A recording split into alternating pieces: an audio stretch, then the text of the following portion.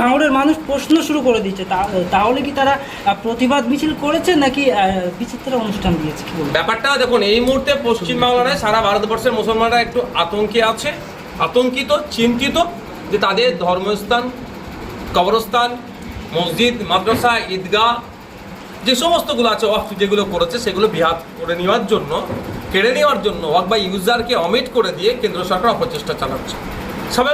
স্বাভাবিকভাবে মানুষ এখন আতঙ্কে আছে। সেই সময়ে এক ওয়াকফ সংশোধনী আইনের বিরোধিতার নাম করে যেভাবে স্টেজে ওই আপনাদের কথাই কি গান চালিয়েছে, হ্যান করেছে, ত্যান করেছে, এটা থেকে বোঝা যাচ্ছে, নৃত্য পরিবেশন করিয়েছে যে বিজেপি নিয়ে আসা আইনটা শওকত মোল্লা সাহেবদের তথা তৃণমূল কংগ্রেসের ভালো হয়েছে, খুশি হয়েছে। ওই জন্য বিরোধিতার ব্যানারটা সামনে রাখলেও মনের মধ্যে যেটা আছে সেটাকে নৃত্য পরিবেশনের মাধ্যমে প্রকাশ করেছে। বাংলার মানুষ জানুক, ভাঙড়ের মানুষ দেখুক, ক্যানিংয়ের মানুষ দেখুক যে 14 তারিখে যখন শান্তিপূর্ণভাবে প্রোটেস্ট করতে যাচ্ছিল সেই সময় কিভাবে পুলিশে আক্রমণ করেছে, তারপরে সোনপুর সবজি বাজারের ওখানে পুলিশ অতি সক্রিয় হয়ে কিভাবে করেছে, কেমন কতজনের নামে মামলা দিয়েছে। মানুষ দেখুক, মানুষের জবাব দেবেন। শওকত মোল্লা সাহেবরা মনে প্রাণে বিজেপির বিরোধিতা কোনোদিন করতে যাবে না, কারণ এদের গলা পর্যন্ত হয়ে আছে। ইডি সিবিআই এদেরকে নোটিশ দিয়ে রেখেছে যে কোনো সময় এদেরকে তুলে নিতে পারে।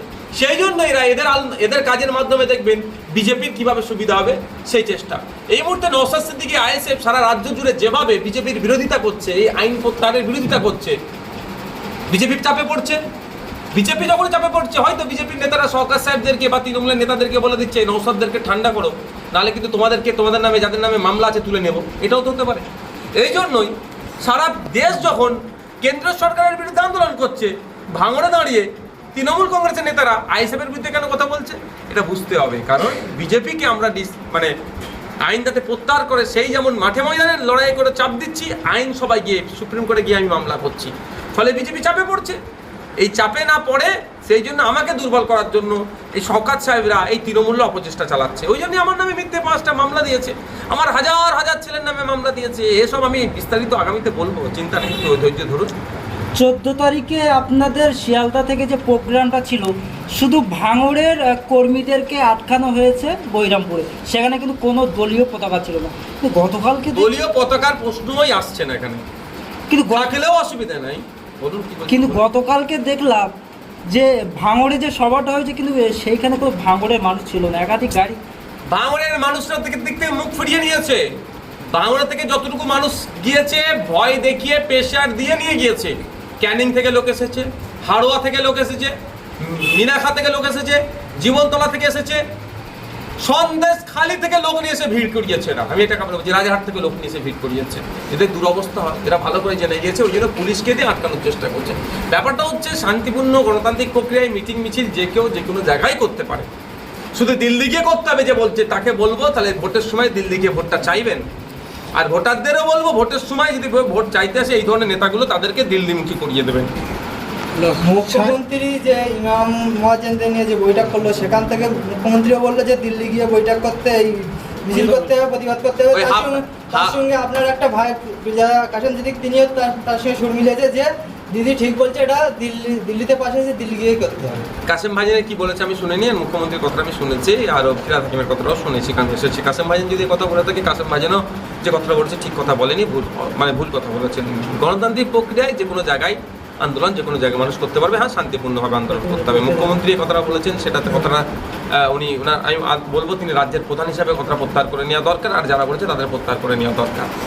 ব্যাপারটা একটা আপনাদের বলি, এই জ্বালাটা কোনখানে, কেন বাংলায় আন্দোলন করতে আটকাচ্ছে? বাংলায় আন্দোলন করলে মহারাষ্ট্র আন্দোলনের তীব্রতা বাড়বে, বাংলায় বড় আন্দোলন হলে ত্রিপুরার আন্দোলনের তীব্রতা বাড়বে, বাংলায় আন্দোলন হলে আসামের আন্দোলনের তীব্রতা বাড়বে। ফলে বাংলা থেকে ছড়িয়ে পড়বে আন্দোলনটা সারা ভারতবর্ষে, এবং বিজেপি চাপে পড়বে সারা সেন্ট্রাল। সেটা আটকানোর জন্য এইগুলো চলছে। আর আপনি যে বললেন ইমাম সম্মেলনের ব্যাপারে, ওই 8 বছর 10 বছরের ছেলের ইমামগুলোর কথা বলছেন না, হাফ প্যান্ট পরে যে বাচ্চাগুলো এসেছিল ইমাম, ওদের কথা বলছেন? কোন ইমামের কথা বলছেন আপনারা দেখেছেন তো, দেখিয়েছেন তো? ব্যাপারটা হচ্ছে ওটা মুখ্যমন্ত্রীকে ডেকে নিয়ে এসে অপমান করেছে। কে ডেকে নিয়ে এসে অপমান করেছে খোঁজ নেন, তৃণমূল কংগ্রেসের কিছু নেতার সাথে যুক্ত আছে, কিছু ইমামের নাম করে কিছু লোকজন করছে, সেইগুলো ভেবেছিল লোকজন হয়ে যাবে, মমতা ব্যানার্জিকে নাম দেবো সব হয়ে যাবে। অত সহজ নাকি ইমাম সাহেবরা সব বুঝতে পেরে গেছে যে আসল কে লড়াই করছে কমিউনিটির জন্য, বাংলার জন্য, আর কারা ধান্দাবাজি করছে ইমামরা বুঝতে পেরে গেছে। ওই জন্য আসেনি ইমামরা, ওই জায়গা ভরানোর জন্য কি হয়েছে, এখানে সেখানে ময়দানে টয়দানে বাচ্চারা খেলাধুলা করে, এই চ বিরিয়ানির প্যাকেট দেবো, চ মমতা ব্যানার্জির সাথে দেখা করাবো, এই ধরনের কি বিরিয়ানির প্যাকেটটা মেনলি বলে চ গাড়িতে করে ভরেছে আর এখানে এসে ঢেলেছে। কত হয়েছে 12-15 হাজারের সিট, তো 2000-1000 দিয়ে আর কি থুতুতে আটা সামলে হবে, ধরা পড়ে গেছে। সায়নী ঘোষ বলছেন শান্ত ভ্রমণকে অশান্ত করছে নৌসাদ, এমনটাই মন্তব্য করছে। ঠিক আছে, আগামী দিনে বুঝিয়ে দেবে। নটোরিয়াস ক্রিমিনাল যে আমি বলছি, ন্যাশনাল হিউম্যান রাইটস কমিশন বলছে, মমতা ব্যানার্জি তাকে বলছেন যে তুই তো বোম বাঁধিস, সে যেখানে যেখানে গিয়েছে অশান্তি করেছে। ভাঙড়া এতদিন ছিল না, ও আসার আগে ভাঙড়া তো শান্তি ছিল, ভাঙড়া তৃণমূল ছিল না। হ্যাঁ, রাজনৈতিক লড়াই হয়েছে, মত পার্থক্য হয়েছে, তর্ক বিতর্ক হয়েছে, কিন্তু এই ধরনের হিংসা হয়েছে। উনি দায়িত্ব নেওয়ার পরে ভাঙড়া হিংসা লোক স্বাভাবিকভাবে। ওর যে সারাদিন বোম বাঁধে, মমতা ব্যানার্জি কোথায় তুই তো বোম বাঁধি, সে কি আর গোলাপ দেবে? সে বোম বাঁধবে, বোমকে দিয়েছে মানে এখানে হচ্ছে, এখানে গোলাপ পাবো কি করে? সায়নী ঘোষ বলছেন পার্লামেন্টে হুজুর তো যায়নি, হুজুর বুঝবে কি পার্লামেন্টে আমরা আওয়াজ তুলছি ওয়াকাফ নিয়ে, তিনি যদি যান তারপর বুঝতে পারেন আমরা গলা ফাটাচ্ছি পার্লামেন্টে। কি বলবেন? যদি সত্যিকারে আপনার গলা ফাটিয়ে থাকে, সত্যিকারের অর্থে যদি আপনারা ওয়াকাফ সংশোধনী আইন প্রত্যাহার করতে চান, তাহলে আপনাদের একাধিক এমপি ভোট দেয়নি, তাদের বিরুদ্ধে কি ব্যবস্থা গ্রহণ করছেন সেটা বলতে। ওনাকে বলুন যে আপনি যে ওয়াকাফ সংশোধনী আইনের বিরুদ্ধে ভোট দিয়েছেন এটার প্রমাণ পাবলিক ডোমিনে আনুন, এটা ওনাকে বলে রাখছি। আপনাকে বলছি উনি দিক, তাহলে দুধকে দুধ পানিকে পানি হবে। কারণ ভোটাভুটির সময় ইদার কা মাল উদার হয়ে যায়। ভোটাভুটিতে অংশগ্রহণ করছে, কিন্তু কাকে ভোটটা দিল, বিজেপিকে দিল না বিজেপির বিরুদ্ধে দিল, সেটা ওনাকে পোস্ট করতে বলুন। আর দুটো এমপি, সিনিয়র মোস্ট এমপি রাজ্যসভাতে ভোট পৌঁছিয়েছে, কেন ভোট পৌঁছালো এর কারণটা জানাতে বলুন। রানীগঞ্জ থানার বক্তব্যের মাধ্যমে তিনি बोललें जे जब तूफान आता है हुजूर का झोपड़ी उड़ जाता है और जब वही तूफान आता है हमारा दीदी चप्पल सुखाता है। দেখুন ব্যাপারটা হচ্ছে, আমি রাজনীতি করি, গণতান্ত্রিক যে আমাদের প্রক্রিয়া সেটাকে মান্যতা দিয়ে, এবং কাউকে কোনো ভাষা দিয়ে কটূক্তি করে আমি রাজনীতি করি না।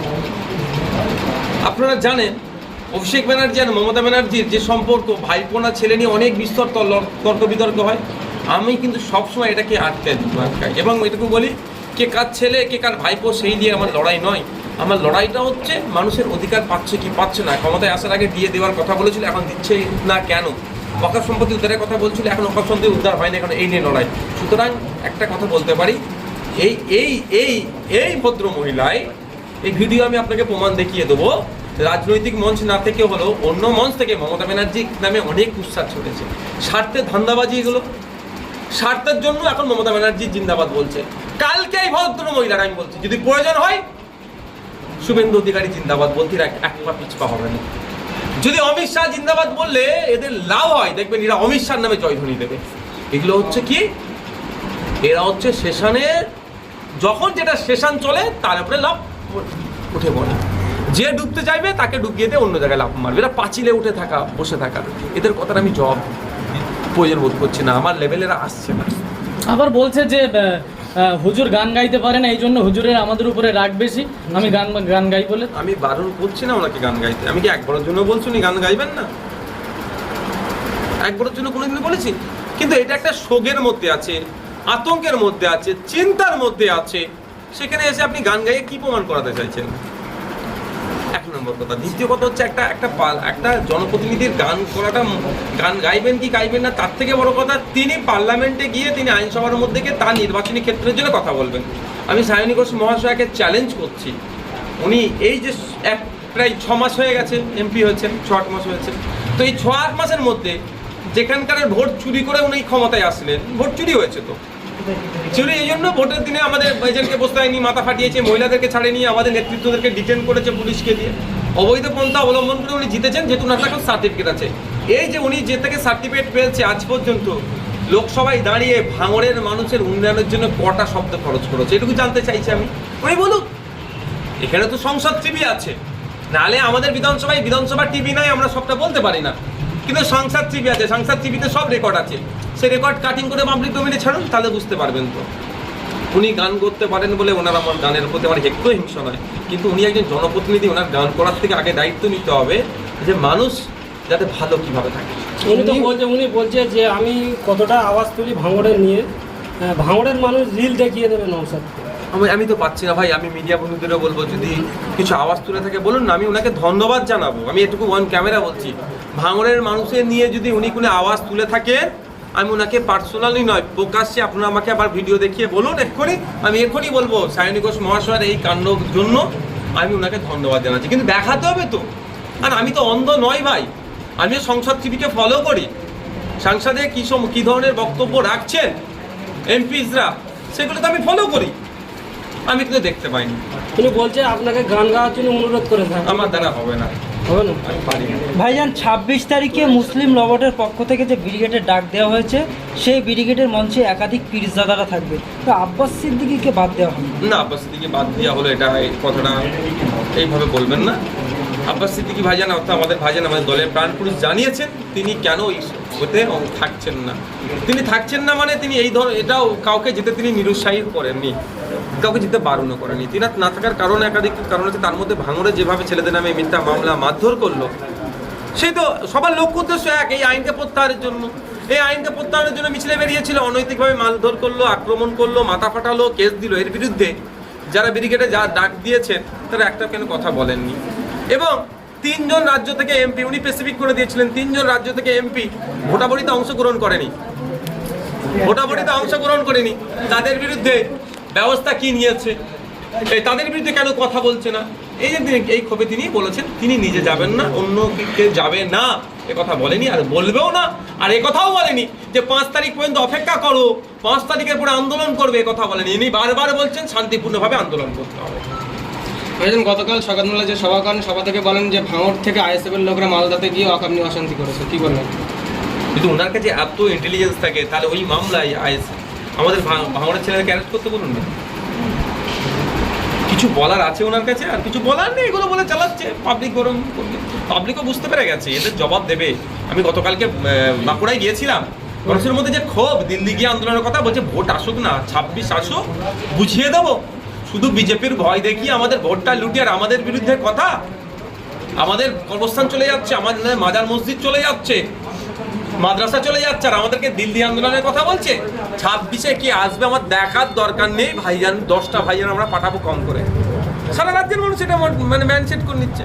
ভাইজান যারা বলছেন যে দিল্লি গিয়ে আন্দোলন করতে হবে এবং শওকত মোল্লা বারংবার বলছে, আগামী দিন যদি শওকত মোল্লা সাহেব যদি তাদের নেতাকর্মীরা বলে যে চলো একসঙ্গে দিল্লি আন্দোলন করবো, আপনারা যাবেন? কেন যাবো না, কিন্তু তার আগে তো ক্লিয়ার করতে হবে, এই রাজ্যে আন্দোলন কেন সংগঠিত হতে দিচ্ছে না, এটাকে ক্লিয়ার করতে বলুন। আপনি বলছেন দিল্লি গিয়ে আন্দোলন শওকত মোল্লারা করবে, মনে হয় আপনাদের? প্রথম কথা বলি, এই রাজ্যে যারা আন্দোলন করতে গেছে, মিথ্যা মামলা দিয়েছে, সেগুলো আগে তুলতে হবে, তারপরে তো একসাথে আন্দোলন করবো। ও তুমি এই রাজ্যে মিথ্যা মামলায় আন্দোলন করছে, যারা আন্দোলন করছে তাদের আমি মিথ্যা মামলা দিয়ে তাদেরকে জেলে রাখবে, আর আপনার সাথে গিয়ে আমি দিল্লিতে আন্দোলন করবো? আমাকে বোকা পেয়ে গেছেন নাকি? একটা ভিডিও ফুটেজে দেখা যাচ্ছে শওকত মোল্লা বলছে যে বিধানসভা নির্বাচনের আগে আইএসএফের ছোট বড় প্রতিটা নেতাকে জেলে ভরো, চ্যালেঞ্জ করছে। তাহলে কি রাজনৈতিকভাবে বেড়ে উঠছে না? কখনো রাজনৈতিকভাবে আমাদের সাথে বাড়েছে? গুন্ডা মস্তান আর পুলিশকে লাগিয়ে তো দলটা চলছে। গুন্ডা মস্তান কথা বলছি, পুলিশ নিরপেক্ষতা কাজ করুক, 24 ঘন্টা এই রাজনৈতিক দলকে মানুষ ছেড়ে পালাবে, মারধর করতে হবে না। পুলিশ শুধু বলে দেবে আমি ভাই তোমাদের হয়ে দালালি করতে পারবো না, তোমাদের হয়ে চাটিবাটিটা করতে পারবো না, দেখবেন এই তৃণমূলের নেতারা ঘরের বাইরে বেরোবে না, অন্য জায়গায় পালাবে। সায়নী ঘোষ আর একটা বিস্ফোরক মন্তব্য করেছে যে আপনি 4 বছরে যতবার না ভাঙড়ে এসেছেন, উনি 6 মাসে ততবার ভাঙড়ের মানুষের পরিষেবা দিয়েছে। এটা আমি বলবো না, এটা ভাঙড়ের মানুষকে জিজ্ঞাসা করবে। যে সমস্ত ছেলে ক্যানিকুলের শওকত মোল্লা আইএসএফের 3 নেতার নাম ধরার পরে এই রাজ্যে পুলিশ মন্ত্রী মমতা ব্যানার্জি, আর সেই পুলিশের নেতৃত্বে রাহুল মোল্লাকে গ্রেপ্তার করা হলো, কিন্তু সিসি ফুটেজে দেখা যাচ্ছে না এই রাহুল কোনো গাড়ি ভাঙছে বা কোনো আইনি জিনিস ভাঙছে। রাহুল সারাদিন পুলিশের টাচে ছিল, পুলিশকে সহযোগিতা করেছে বিভিন্ন জায়গায়, যেখানে আমাদের ওই দিনকে তো 6 লেনে তো হাতিশালা বাসন্তী হাইওয়েতে ভাঙড়ের লোক ছিল না, ভাঙড়ের লোক তো এখানে প্রোগ্রামের ছাকার কথা ছিল, যেহেতু আটকে দেবার প্ল্যান ছিল এদেরকে। ভিন্ন জায়গা থেকে যারা এসেছে তাদেরকে কনভিন্স করা, ইভেন আমি, সেটা নিউজও হয়েছে, রাহুলকে ফোন করছি যে লাউড স্পিকারে ফোনটা দাও, ও রাহুলের ফোনের মাধ্যমে লোককে শান্ত করার চেষ্টা হচ্ছে। লাস্ট যেটা ঘটকপুর মোড়ে রাহুলের ফোন থেকেই কথা বলে তাদের সাথে আলোচনা করে রাহুলদেরকে ডেকে নিয়ে এসে এখানে কথা বলে মাইকে বুঝাও, রাস্তাটা ক্লিয়ার করার জন্য ব্যবস্থা করা হয়েছে। তারপরে অ্যারেস্ট করেছে। এই অ্যারেস্ট টিকে রাখতে পারবে? আমরা কোর্টে যাচ্ছি তো, উচ্চতর কোর্টে যাচ্ছি তো আমরা। এই যে মিথ্যা কেস যারা খাচ্ছে তাদের কি সাপোর্টের জন্য কি কোনো কোর্টে যাওয়ার কোনো পরিকল্পনা? যাবো তো, আবার এগুলো প্রশ্ন করতে লাগে নাকি? আইএসএফ আইনি লড়াইয়ের জন্য আইএসএফ কর্মীরা ভালো করে জানে যে ভাইজান আছে, উকিল আছে, লড়াই নেবো। এই রাজ্যের পুলিশ মন্ত্রী মমতা ব্যানার্জি, আর সেই পুলিশের পুলিশ মমতা ব্যানার্জির কিছু আর কি এমএলএ বলছে যে এই তিনজনকে গ্রেপ্তার করলে ভাঙড়ে ঠান্ডা হয়ে যাবে, এমনটাই কিন্তু বার্তা দিচ্ছে। আবার ভয় পাচ্ছে কেন এই তিনজনকে? কারিমুল হইতুল এই তিনজন নয়, এই ধরনের অনেকেই আছে, ওরা কজনের মুখে নাম বলেছে। এদের বাচ্চা বাচ্চা ছেলের কাছে ওরা বড় বড় বয়স্ক লিডারগুলো হাঁপিয়ে যাচ্ছে, কারণ ওরা দুর্নীতি করে, এরা বুক চোখ ফুলিয়ে চলে। কারণ যে মানুষকে এরা রুজি রুটির ব্যবস্থা করে দেয়, ওরা রুজি রুটি কেড়ে নেয়, ওরা চুরি করে, এরা চুরি বন্ধ করতে চাইছে, এই জন্য ভয় খাচ্ছে। চোর তো দিনের শেষে ভীত থাকবেই ভাই, যতই পাওয়ারফুল হোক না কেন, চোর চোরই হয়। তো এরা দুর্নীতি করছে, দুর্নীতিগ্রস্তরা দুর্নীতিগ্রস্তই হয়। যারা দুর্নীতি করে বুকে বলা আছে, যেমন আমি বলছি, আমার বুকে বলা আছে আমাকে, আমরা কোনো নোংরামির সাথে কোনো অন্যায়ের সাথে যুক্ত থাকিনি, তুই জন্য এদেরকে আটকানোর চেষ্টা করছে। গণতন্ত্রের জনগণই শেষ কথা, জনগণই শেষ কথা বলবে।